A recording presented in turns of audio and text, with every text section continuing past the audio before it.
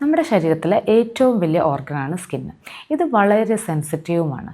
ഇപ്പം നമുക്ക് ഒരു 40s ഒക്കെ കഴിഞ്ഞിട്ടുണ്ടെങ്കിൽ നമുക്ക് കാണാം നമ്മുടെ ശരീരത്തിൽ ചുളിവ് വരുന്നത് കൂടുതലായിട്ട് കണ്ണിൻ്റെ സൈഡിലൊക്കെ തിന്നായി ചുളിവുകൾ വരും. ഇതെന്തുകൊണ്ടാണെന്ന് വെച്ചിട്ടുണ്ടെങ്കിൽ നമ്മുടെ ശരീരത്തിലെ കൊളാജൻ്റെ അളവ് കുറഞ്ഞു വരികയാണ്. അപ്പോൾ നമ്മുടെ ഏജിങ് കൂടുന്നതിനനുസരിച്ച് നമ്മുടെ കൊളാജൻ്റെ അളവ് കുറയും. ഇനി കുട്ടികളിലാണെങ്കിൽ നമുക്ക് കളിച്ചൊക്കെ കഴിഞ്ഞിട്ടുണ്ടെങ്കിൽ വെയിലൊക്കെ പോയി കളിച്ച് കഴിഞ്ഞിട്ടുണ്ടെങ്കിൽ അത്ര വലിയ ഇഷ്യൂസൊന്നും കാണില്ല. പക്ഷേ മുതിർന്ന ആൾക്കാരിലാണെങ്കിൽ നമുക്ക് ഒരുപാട് ഈ സ്കിന്നിൽ ഇഷ്യൂസ് വരും. അപ്പോൾ നമ്മുടെ സ്കിന്ന് ഗ്ലോ ചെയ്യാനും നമ്മുടെ കൊളാജൻ കൂടുതലായിട്ട് കൊണ്ടുവരാനും നമ്മൾ എന്താണ് ചെയ്യേണ്ടതെന്ന് നമുക്കൊന്ന് ശ്രദ്ധിക്കാം. കൊളാജൻ എന്ന് പറയുന്നത് ഒരു ഒട്ടിപ്പിടിക്കുന്ന അല്ലെങ്കിൽ ഗ്ലൂ പോലെയുള്ള ഒരു സബ്സ്റ്റൻസ് ആണ്. ഇത് നമ്മുടെ സ്കിന്നിനെ പ്രൊട്ടക്റ്റ് ചെയ്യും, അതിനുണ്ടാകുന്ന ഡാമേജ് കുറയ്ക്കുകയും അതിന് ടൈറ്റ്നെസ് ഉണ്ടാക്കുകയൊക്കെ ചെയ്യുന്നതാണ്. കൊളാജൻ നമ്മുടെ സ്കിന്നിൽ മാത്രമല്ല, അത് നമ്മളെ ഡൈജസ്റ്റീവ് സിസ്റ്റത്തിലോ ലങ്സിലും പിന്നെ പേശികളിലും അതുപോലെ ബോൺസിലും അങ്ങനെ മറ്റുള്ള എല്ലാ ഓർഗൻസിലും ഉണ്ട്. ഒരു 30% ഓഫ് പ്രോട്ടീനും കൊളാജനാണ്. ഈ കൊളാജൻ നമുക്ക് കൂട്ടിക്കൊണ്ടുവരാൻ നമ്മുടെ ഭക്ഷണത്തിലൊന്ന് ശ്രദ്ധിച്ചാൽ നമുക്ക് പറ്റും.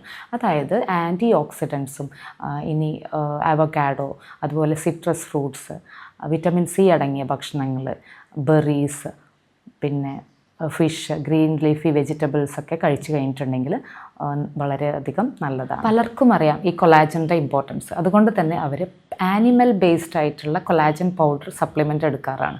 എന്നാൽ നമ്മളൊന്ന് നമ്മുടെ ഭക്ഷണത്തിൽ നേരത്തെ പറഞ്ഞ പോലെ papaya, citrus fruits, kiwi, avocado, ചെറുമത്സ്യങ്ങൾ, വെജിറ്റബിൾസ് ഒക്കെ അടക്കി നമ്മൾ ഭക്ഷണത്തിൽ ഉൾക്കൊള്ളു കഴിഞ്ഞിട്ടുണ്ടെങ്കിൽ നമുക്ക് കൊളാജന് കൂടുതലായിട്ട് ലഭിക്കും. എപ്പോഴും നമ്മൾ ശ്രദ്ധിക്കാത്ത ഒരു കാര്യമാണ് ഈ നമ്മൾ വെള്ളം കുടിക്കുന്നത്. നമ്മളൊരു ഒരു 3 ലിറ്റർ വെള്ളം അല്ലെങ്കിൽ നമ്മുടെ ആവശ്യത്തിന് വെള്ളം കുടിച്ചു കഴിഞ്ഞിട്ടുണ്ടെങ്കിൽ നമ്മളെ ഫേസിൽ അല്ലെങ്കിൽ നമ്മുടെ സ്കിന്നിൽ കൂടുതൽ ഗ്ലോ ലഭിക്കും. കാരണം എന്താണെന്ന് വെച്ചിട്ടുണ്ടെങ്കിൽ ഈ വെള്ളത്തിൽ അടങ്ങിയിട്ടുള്ള മിനറൽസ്, പ്രത്യേകിച്ച് പൊട്ടാഷ്യം കുറഞ്ഞു പോയിട്ടുണ്ടെങ്കിൽ നമുക്ക് ശ്രദ്ധിച്ചാൽ അറിയാം നമ്മുടെ സ്കിന്നിൽ ഒരു ഗ്ലോ ഡിസപ്പിയർ ആവുന്നത്. അപ്പോൾ ഗ്ലോ ഒക്കെ ലഭിക്കാനായിട്ട് നമ്മൾ ധാരാളം വെള്ളം കുടിക്കണം. അപ്പോൾ പൊട്ടാഷ്യത്തിൻ്റെ അളവ് കൂടുകയും ഇതല്ലാതെ വേറെ മിനറൽസ് എല്ലാം കൂടുകയും ചെയ്യും.